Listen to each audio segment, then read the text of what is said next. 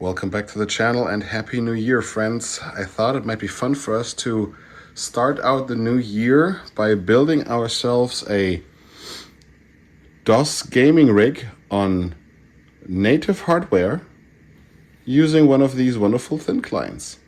And yes, with sound support. Guys, these are really neat. I got a bunch of these. They are sold by disklessworkstations.com, I guess. But they are, in fact, Clientron E380. Nope, I'm sorry. They're Clientron E830 thin clients. They're pretty good. Look at all the expansion. They got 1, 2, 6 USB and USB 2. They got onboard Ethernet.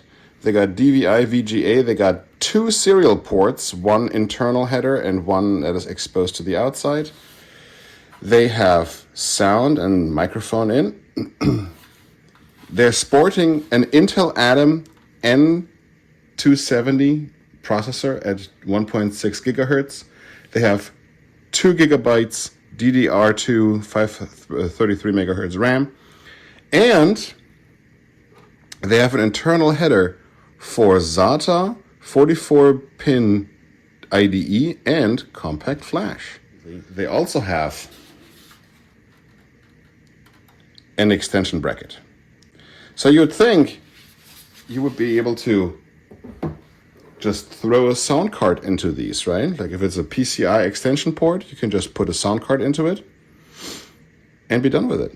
And now you ask, why a sound card, Bastian? Well, the answer is these ones here have an Intel HD Audio ICH7-M chipset, which is powered by a VT1708 sound chip, and there are no native DOS drivers for those. So you'd think, just put a fairly capable MS-DOS compatible sound card into it, like Sound Blaster Live, for which there are original and aftermarket community-driven drivers for, and you'd be right. That's absolutely something we can do. Annoyingly, this particular sound card won't work with these particular systems because the PCI header in here is actually driven by PCIe. But we can put any other choice of sound card in there if we wanted to, and as of 2024, we can actually make use of the original Intel HD Audio chips with aftermarket drivers that were developed by the community. So today, let's upgrade these with internal storage. And then I'll show you a couple of party tricks, what makes these thin clients, in my opinion, particularly suited for native hardware DOS gaming. You can install any kind of flash drive that you want, or a compact flash card that you want. 256 megabytes is plenty for most mid-90s or so era DOS games. A 2 gigabyte compact flash card is actually the largest you can handle in DOS 622. Here's an 8 gigabyte one, which you can absolutely format to have several partitions of 2 gigabytes each, and then put plenty of games on it. I think I will forego showing you how to install DOS on a compact flash card. There are plenty of videos out there that explain how to do this. My preferred method of doing this involves one of these. It's an external USB floppy drive. Conveniently, these things can absolutely boot from those. So an external floppy drive with a DOS 622 disk. So instead I'm going to focus on the neat party trick that these devices have, which is actually the USB stack. Their USB stack allows you to run DOS from something like this. In fact, you can use under DOS a USB thumb drive like this and, well, transfer files to this or even boot DOS from it. You can hook up USB keyboards like this one to the device, which means all you need to get started is a VGA or DVI monitor, some external speakers, and a USB keyboard, and perhaps a power supply. This is a 12 volt, 1.5 amp power supply that I just happened to have lying around. The Clientron itself says it is a 12 volt 4 amp device, but as long as you don't power too many things over the USB port, like printers or scanners, I think you should be fine with a 1.5 amp. Let's put in the compact flash card, get DOS installed, and get it configured.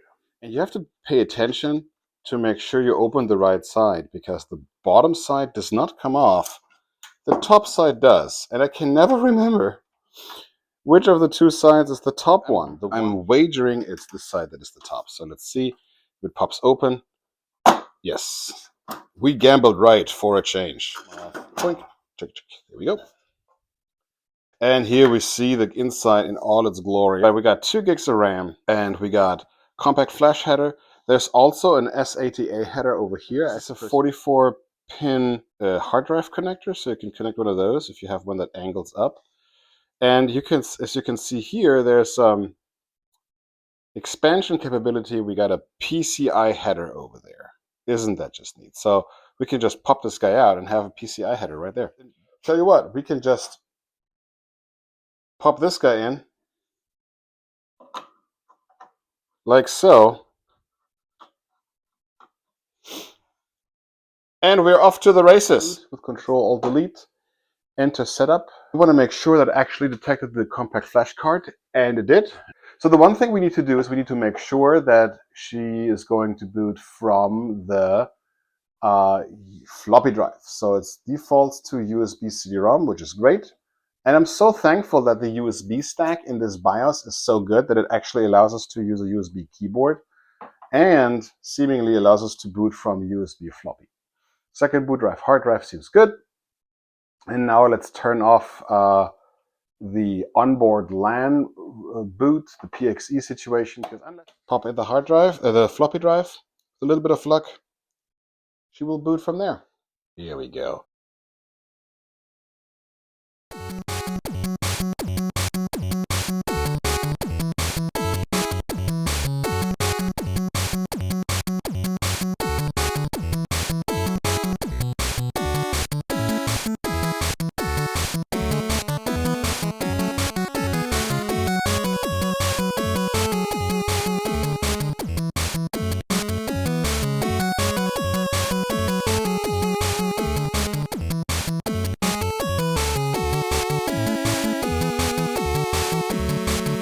And here we are, friends. We are again with a numlock. Here we are, friends. We have now booted from the compact flash card. Or now we have the opportunity to put some stuff on it. And now you're going to ask me, Bastian, how am I supposed to do that? Am I supposed to copy things over by floppy? Or are you really serious? Do I have to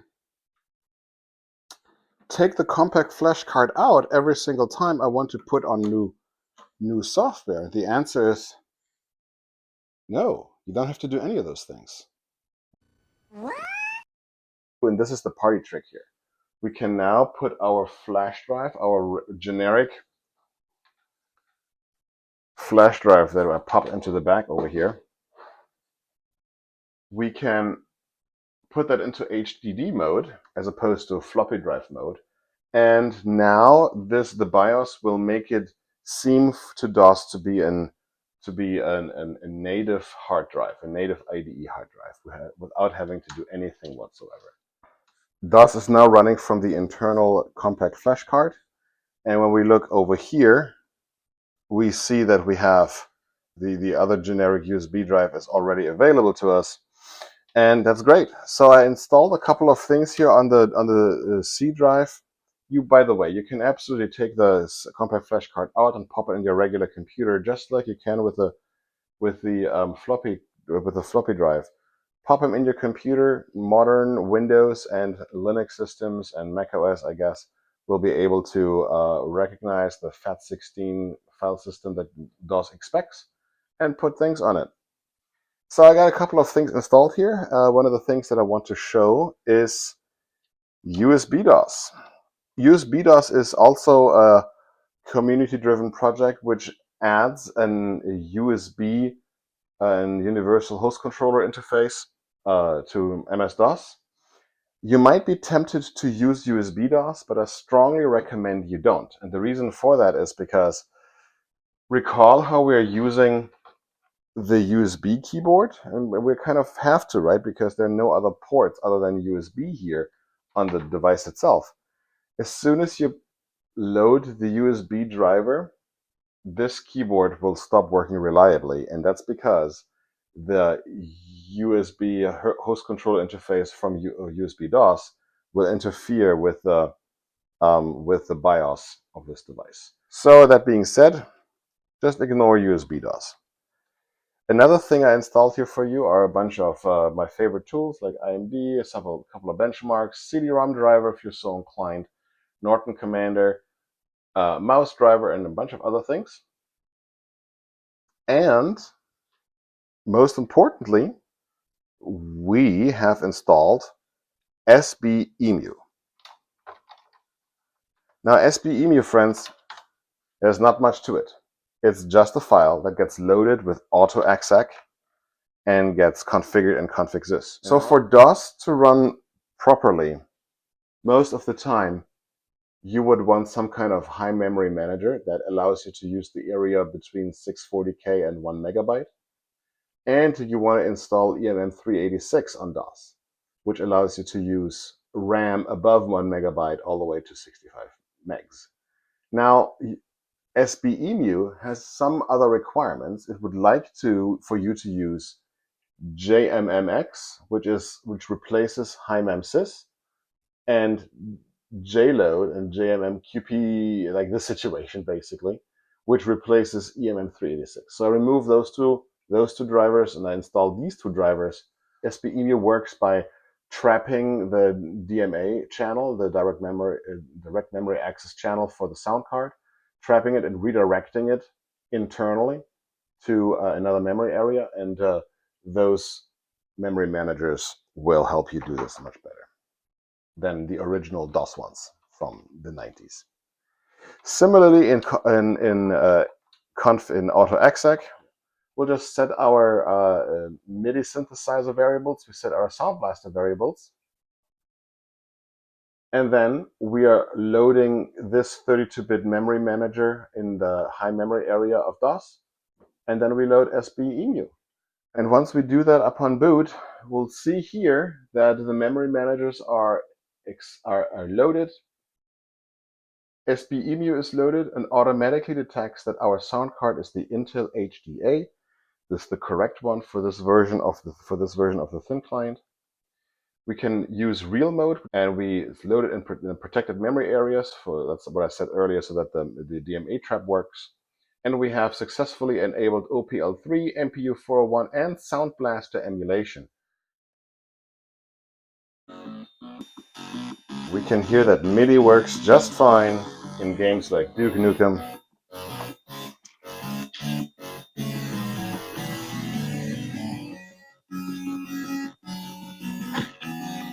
Let's rock. And sound effects, of course, work also. Damn,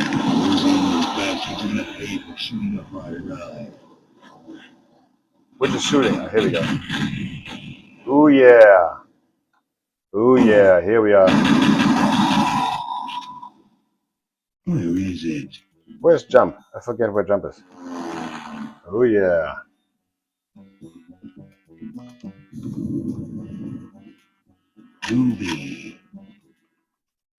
Even in games that look for ISA sound cards, we can see that Sound Blaster emulation works just fine.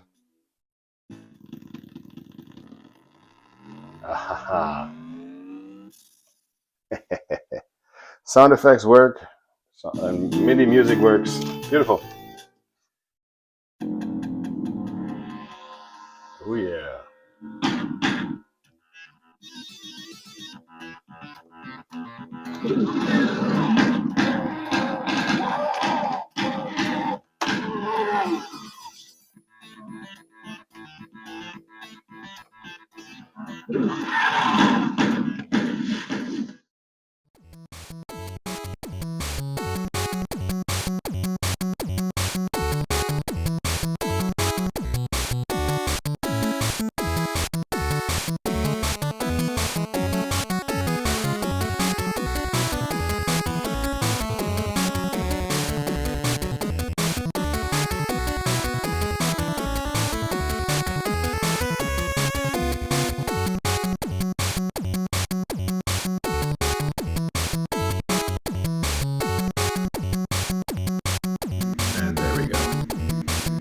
booting from the USB drive, just like we hoped. Even a little bit quicker. Nice. Alright folks, there you have it. Native vintage retro gaming in DOS on slightly less vintage hardware. These things are still very capable. For all your early era DOS games and your late era DOS games, this has plenty of power. And you can put up plenty of storage. Being able to boot these from a USB thumb drive into native DOS that you can just put into your computer to add more software, that's just the best party trick ever. And thanks to the new sound drivers SBEMU, now we can use thin clients for DOS. And these are, the form factor of these is so great. Bring them out to play a game and put them back on your bookshelf when you're done. If you want one of these, we have a bunch of these available on retrobytemeister.com, link in the description. You can have them either with no storage at all, you can have them with a USB stick with pre-installed DOS, you can have them with various sizes compact flash cards, you can have them pre-installed, or like I said, you can have them bare bones. In fact, if you watch this video right now and you use the code Happy New Year 2026, you can get one of those devices for $15 plus shipping. Guys, thank you so much for watching. If you need anything repaired, restored, or modded, call your boy Retro Bytemeister at retrobytemeister.com. Bye.